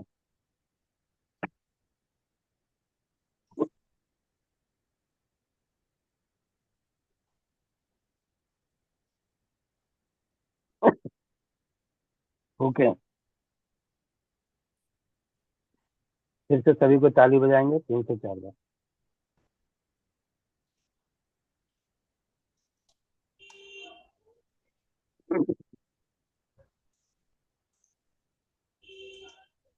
फिर से चेक करें, फिर से महसूस करें दर्द कहाँ पे है। जिस जगह पे दर्द है उस स्थान को हिला डुला करके, झुक झुक करके, उठ करके, बैठ करके, कमर में दर्द है, घुटना में दर्द है तो चल फिर करके देखें। फिर बैठे बैठे कभी कभी नहीं होता, कभी कभी उसको चलने का मौका दीजिए, थोड़ा हिलिए डुलिए, महसूस कीजिए कि कहाँ पे दर्द आ जा रहा है, कहाँ पे दर्द है, उसको खोजिए।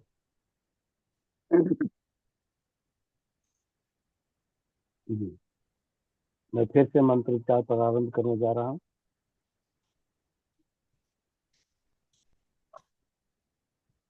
Okay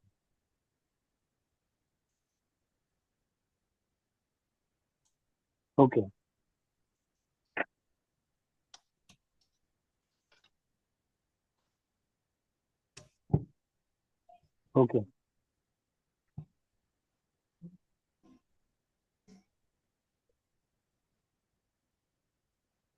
okay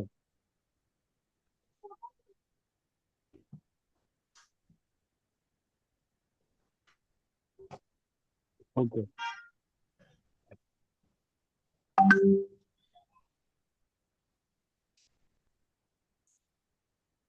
okay. फिर से सभी को 3 से 4 बार ताली बजाएंगे।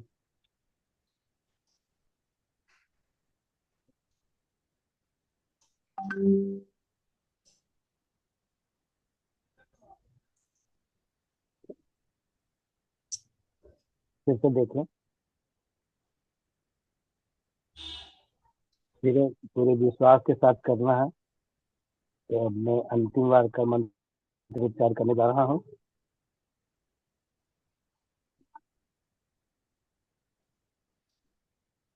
जिनको आराम मिला है, जिनको नहीं मिला है, थोड़ा अपने अंदर विश्वास लाए। इस उपचार से भी हमको फायदा होता है, लोगों को लाभ मिलता है। ऐसा आप अपने अंदर में थोड़ा विश्वास की शक्ति पैदा करें, पूरे ध्यान से, पूरे मन से, आंखें बंद करके एकाग्रता के साथ करें इस उपचार को, अवश्य लाभ मिलेगा। मैं मंत्रोच्चार प्रारंभ करने जा रहा हूँ।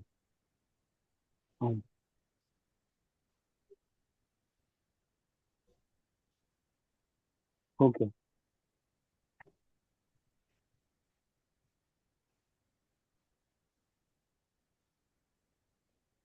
Okay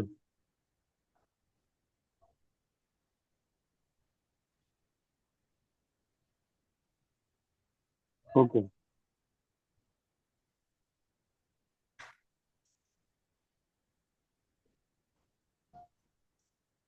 okay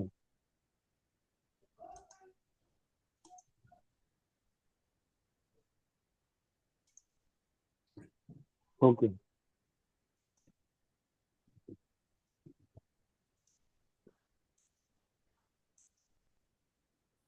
okay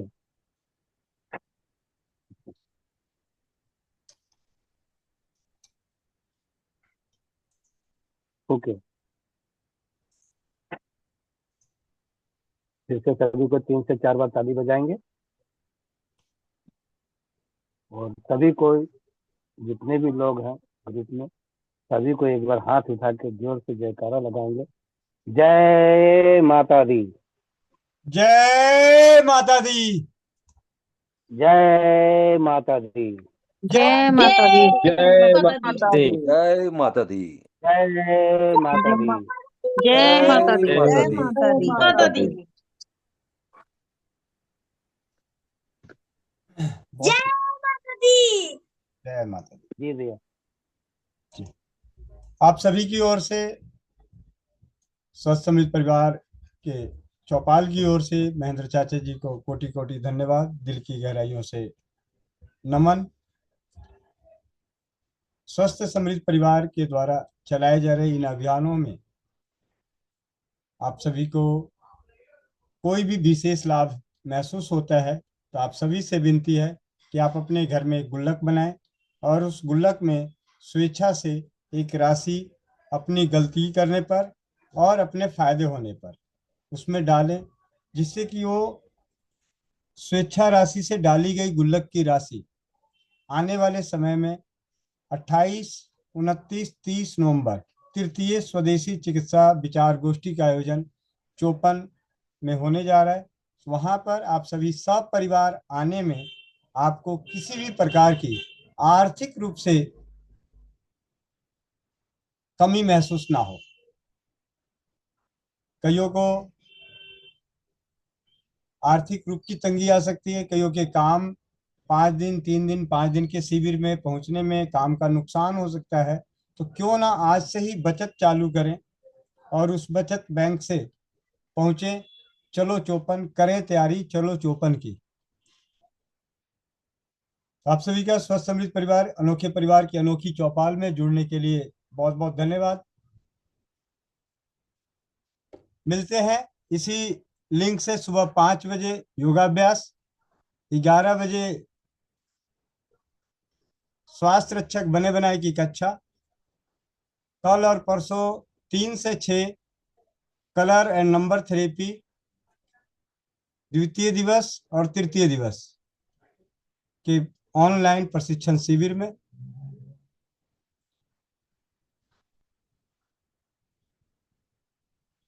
Vande Mataram, जय हिंद, जय भारत, जय राज्य भारत।